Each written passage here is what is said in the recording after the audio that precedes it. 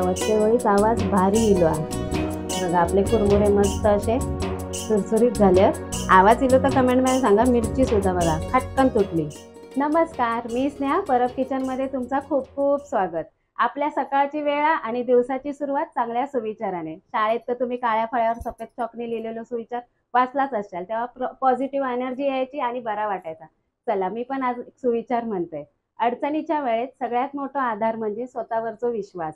अडचणीच्या वेळेत सगळ्यात मोठा आधार म्हणजे स्वतःवरचा विश्वास, जो आपल्या मंद हास्य करत सतत कानात सांगत असता सगळा काय व्यवस्थित होईल. कसं वाटलं सुविचार कमेंटमध्ये नक्की सांगा. आता सुविचार झालो, आपण दिवाळीच्या फराळाकडे वळूया.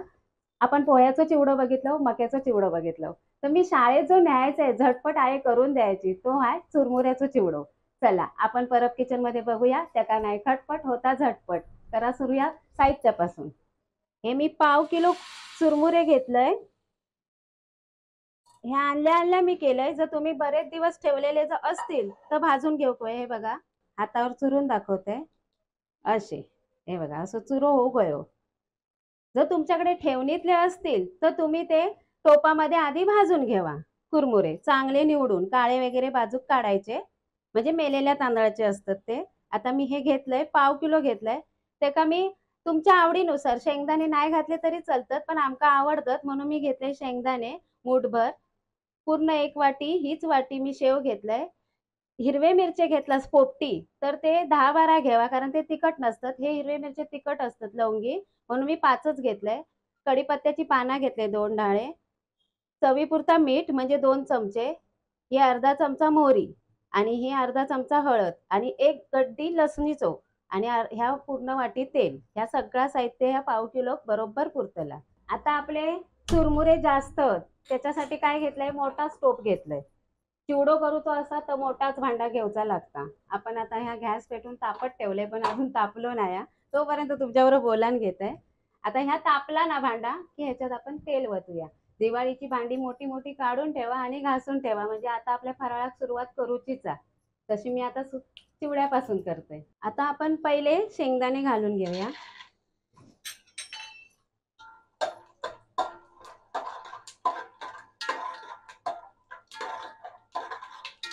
शेंगदाणे भाजतेवेळी थोडासा लांब रवायचा आणि चमचो घेऊचो असत तर मोठोच घ्यायचो, कारण शेंगदाणे फुटतात.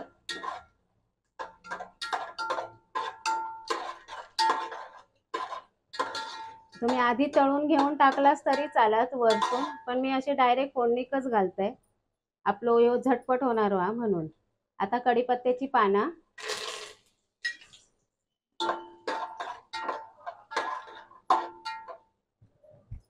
आणि आपले हिरवे मिरचे. आता हे कितपत भाजायचे, पूर्ण सुकाक होयत तेलात. मिरची भाजतेवेळी सुद्धा जरासा लांब रवायचा, फोडणी खमंग पडता.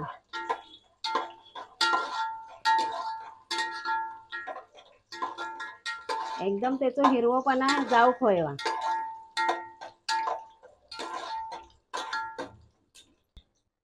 आता कढीपत्त्यान आणि मिरचीन रंग बदलला ना, आता आपण घालूया मोहरी.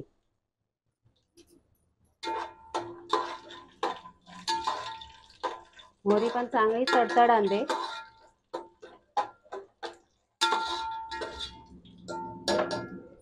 आता जी आपण लसूण सोलून ठेवलं ही बघा, ती मी सगळी घालून घेत आहे. ही बघा,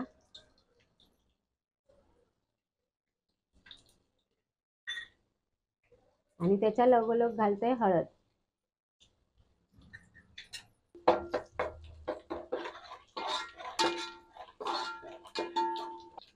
आता आपली फोडणी झाली. आता मी चुरमुरे टाकून घेते. मोहरी तडतडता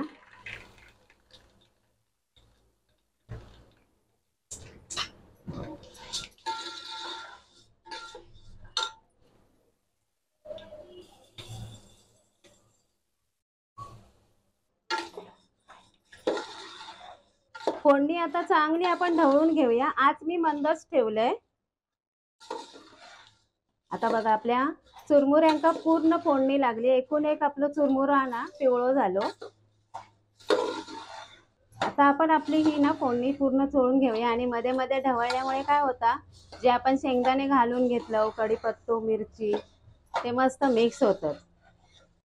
चला, आता आपलं सगळ्यात शेवटी काय, चवीचो राजू सगळा घालून घेते मी. चवीनुसार तुमका किती व्हाया तेवढा घाला तुम्ही. आणि हो शेव तुमका असाच तर घाला, त्यावेळे काय शेव गावायचो नाही. नसलो तर नाही घालायची, असलो तर घालायचं. आपल्या केक तेवढी चव.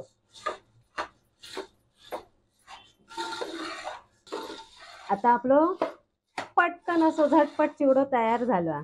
आता मी गॅस घालवते. बरा वाटतं ढवळू कुरकुर कुरकुर चुरमुऱ्यांचा असा आवाज येतात. आता गॅस बंद. आता ह्यो मी परातीत वतून घेते. बघा वत्ते वेळीच आवाज भारी इलो. आता तुम्ही म्हणशाल स्नेहान परातीत किती वतल्यान, तर आता सांगते. मस्त असं 10 मिनिटात दिवाळीचं एक फराळ झालं की नाही. तर आता ह्यो दिवाळीसाठीच नाही हा, तुमका जर मुलांका भेळ खाऊक देऊची असत, पहिलं ह्यो चिवडो असं घ्यायचो थंड करून. आता पहिला कारण सांगते म्हणजे काय, विसरलंय बघा बोलण्याच्या गडबडीत तुमका सांगता सांगता, तशी स्नेहा घाईच करता.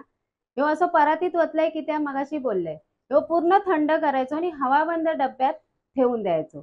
आणि तुमका वाटलो की आता ह्याची आपण भेळ करून खाऊया, तर पोरांका असं कांदो, टॅमॅटो, आवडीनुसार बटाटो आणि लिंबू मारून द्यायचो. भेळ पण भारी लागतं ह्याची, ह्या कुरमुऱ्याच्या चिवड्याची. असं ह्यो चुरमुऱ्याचं चिवडो ह्या दिवाळीत नक्की करा आणि कसं वाटलं तो कमेंट मध्ये सांगा. आणि ह्याच्यात ना तुम्ही इतपत तुम्ही कढीपत्तो आणि मिरची भाजा की त्याच्यात कसं तो ओलेपणा राहलो नाही पाहिजे, अशी खमंग भाजा. शेंगदाण्याची आणि मिरचीची आणि लसणाची खमंग फोडणी पडली की चिवडो एकदम भारीच लागतात. आवडीनुसार तुम्ही थोडीशी पिठी साखर भरपूरलाच तरी चालात. तुमका काजू टाकूचे, आणखीन काय तुमका टाकूचे आहे, लाल डाळ भेटता ना तिखट, ती खारी डाळ ती टाकलास किंवा डाळवा टाकलास तळून तरी चालात. खोबऱ्याचे काप टाकलास तरी चालात, जसं चिवडो करतात तसं. मी आता घाई गडबडीत पटकन होणारो आहे जशी ते टिफिन मध्ये तसं चिवडो केलंय. कसं वाटलं तो कमेंट मध्ये सांगा. जाता जाता आमचा परब किचन लाईक करा, शेअर करा, सबस्क्राईब करा. आणि हो, तुम्ही ही रेसिपी खायला बघतास तर माका खाली कमेंट मध्ये नक्की सांगा. माका खूप आवडता की तुम्ही एवढ्या लांबून माका बघतास, म्हणजे आमचा चॅनल हो.